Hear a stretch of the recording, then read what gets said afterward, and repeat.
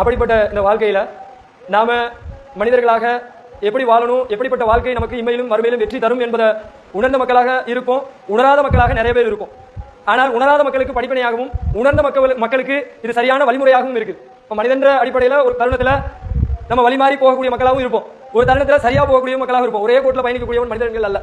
திடீர்னு பார்த்தீங்கன்னா நேர்வழி பயணத்தில் இருப்போம், திடீர்னு பார்த்தா தர்காவுக்கு போயிடுவோம், திடீர்னு பார்த்தா நல்ல மனுஷனாக இருந்துகிட்டே இருப்பான், திடீர்னு பார்த்தீங்கன்னா இப்படி இந்த மனுஷன் அயோக்கியனா போயிட்டான் அப்படின்னு சொல்லுவோம். அப்போ மனிதன் என்ற அடிப்படையில் அவன் சரியான பாதையை நோக்கி பயணிப்பதற்கு அவ்வப்போது இந்த இஸ்லாம் நம்மளை நேர்வழிப்படுத்திக்கிட்டே இருக்கு, எச்சரிச்சுக்கிட்டே இருக்கு. இப்படிலாம் செய்யாத, இப்படிலாம் பண்ணாத, இது உனக்கு ஆபத்து, இது உன்னுடைய வாழ்வியலில் மட்டும் பாதிப்பு ஏற்படுத்தாது, மறுமையிலும் பாதிப்பு ஏற்படுத்தும் அப்படின்னு உலக ரீதியான விஷயங்களை மட்டும் சொல்லாமல் மறுமை ரீதியான விஷயங்களை சேர்த்து சொல்லுது.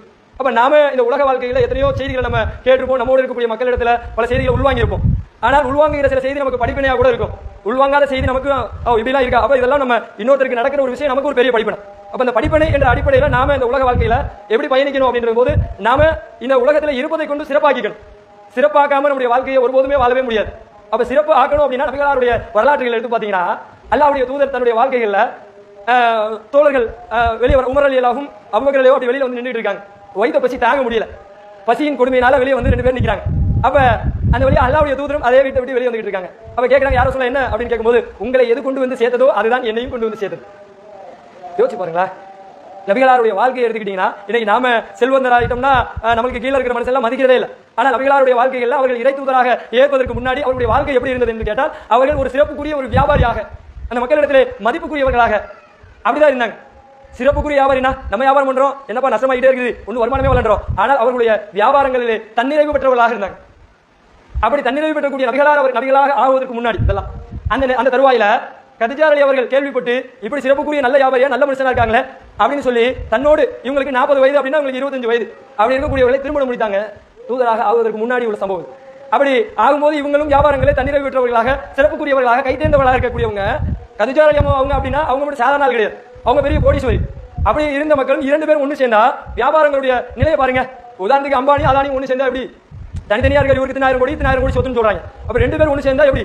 அப்ப அது போன்று 2 பேரும் ஒன்று சேரும் பொழுது அப்ப இவங்க ஏற்கனவே கோடீஸ்வரி, இவங்க வியாபாரங்கள்ல சிறப்புக்குரியவங்க, நல்ல பொருளாதாரத்தை ஈட்டக்கூடியவங்க, 2 பேரும் ஒன்று சேர்ந்தாங்கன்னா அவர்கள் கோடீஸ்வரனா இல்லையா? அப்படி இருந்தவர்கள் அவருடைய வாழ்க்கை தருவாய் எப்படி இருந்தது என்று சொல்லி பார்த்தால் அன்புக்குரியவர்களே யோசிச்சு பாருங்க. அல்லாஹ்வுடைய தூதர் கேட்கிறாங்க, தோழர்கள் கேட்கிறாங்க, யார சொல்லா என்ன இப்படி உங்களை எது கொண்டு வந்து சேர்த்ததோ அதுவும் என்னை கொண்டு வந்து சேர்த்துப்பா. பசி, எதுக்கு பசி? மறுமையில வெற்றி பெறணும் அப்படின்றதுக்காக தன்னுடைய பொருளாதாரங்களை மக்களுக்கு அள்ளி அள்ளி கொடுத்த கரங்கள். அவங்க ஒன்றும் ஏழைகளா கிடையாது.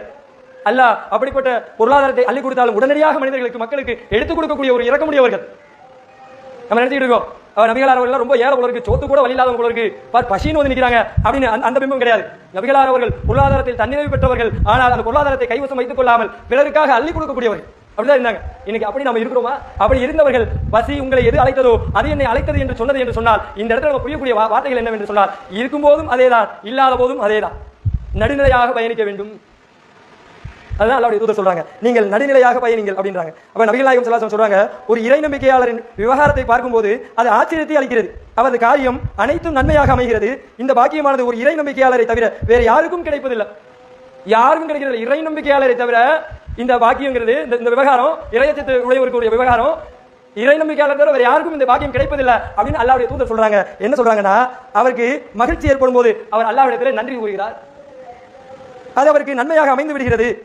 அவருக்கு ஒரு இடர் ஏற்படுகிறது, அப்பொழுது அவர் பொறுமையாக இருக்கிறார். யோசிச்சு பாருங்க, இடர்னா என்ன? பொருளாதாரத்தில் பின்தங்கிறாரு, பெரிய பிரச்சனை, பஞ்சாயத்து வந்துருது, ஓஹோன்னு இருந்தவர் டக்குனு கீழே வந்துறாரு. அந்த தருவாயில பொறுமையாக இருக்கிறார், அதுவும் அவருக்கு நன்மையாக ஆகிவிடுகிறது. அவருக்கு பொருளாதாரமோ வேற விஷயங்களோ மேம்பட்டு விடுகிறார், அந்த தருவாயில அவர் அல்லாஹ்வுக்கு நன்றி செலுத்துகிறார். இப்படிதான் அல்லாஹ்வுடைய தூதரும் தோழருடைய வாழ்க்கை இருந்தது. இப்படி இருக்கிறதா என்பதை நாம் எப்பொழுதாவது உரசி பார்த்திருக்கிறோமா? ஏன் பார்க்கறது இல்ல? ஏன்னா அதற்கான நேரம் இல்ல. அப்ப எப்படி அல்லாஹ்வுடைய தூதர் இந்த ஹதீஸுடைய வெயிட் எப்படி இருக்கு பாருங்க. இறை நம்பிக்கையாளரை தவிர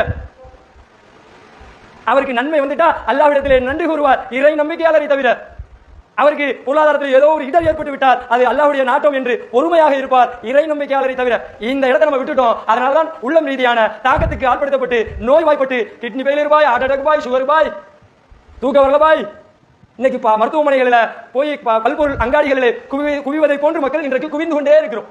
நபிகளார் அவர்கள் சொல்லுகிறார்கள், அருமையான ஒரு ஹதீஸை சொல்லுகிறார்கள், உங்களுடைய உள்ளங்களிலே ஒரு சதை துண்டு இருக்கிறது, அந்த சதை துண்டு இருக்கிறது, அது சீர்பெற்று விட்டால் உடல் முழுவதும் சீர்பெற்று விடும். அந்த சதை துண்டு சீர்குலைந்து விட்டால் உடல் முழுவதும் சீர்குலைந்து விடும். அதுதான் உள்ளம்னு சொன்னாங்க. இந்த உள்ளத்தை நீ கட்டுப்படுத்திட்டினா, உள்ளத்தை சீர்படுத்திட்டினா, உள்ளத்தை நீ பண்படுத்திட்டினா, நீ இந்த உடல் உறுப்புகள் எல்லாம் சீராகிடும், நோயே வராது. பொருளாதாரத்துல பெரியாட்டி அல்ஹம்துலில்லாஹ், அல்லாஹ் கொடுத்தா அல்லாஹ் எடுத்தா அது ஏதோ நன்மை இருக்கு அப்படி சொல்ற மனுஷன் விரல் விட்டு என்ன இருப்பான். பொருளாதாரம் ஐயோ போச்சே அப்படியே கை இழுத்துக்கும், கால் இழுத்துக்கும். பாத்துறீங்களா? நல்லா தாங்க இருந்தாரு, திடீர்னு தொழில் அடி வாங்கிட்டாரு, கைகாலெல்லாம் இழுத்துக்குச்சுங்க. ஏன்?